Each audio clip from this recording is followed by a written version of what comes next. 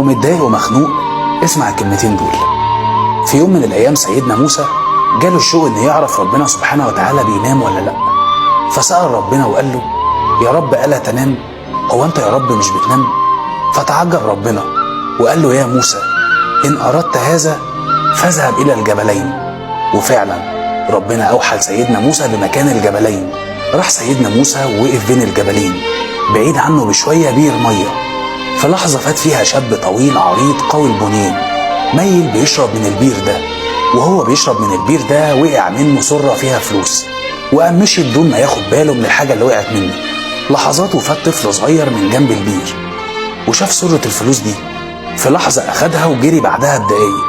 فات راجل كبير عجوز فشرب من البير ده وسند ظهره عليه عشان يرتاح. فجأة رجع الشاب اللي وقع منه سرة الفلوس وافتكر انها وقعت منه وهو بيشرب من البير.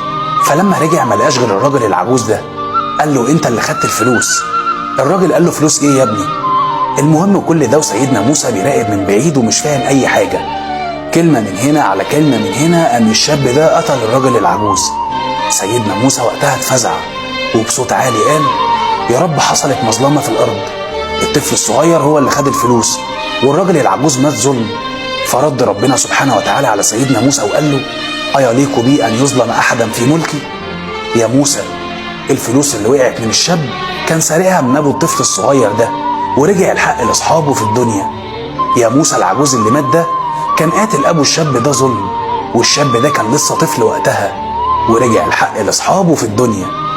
عرفت يا موسى؟ أيليق بي أن أنام وأغفل أم لا؟ حينها خر ساجدا مستغفرا لله. لو انت صاحب حق أو مظلمة أو أذى نفسي تسبب لك، والله هتدور الدايرة وهترجع الحقوق كاملة، بس انت خليك مؤمن بالله وواثق فيه. ما تقلقش لو الوقت طال، ربنا بيمهل ولا يهمل.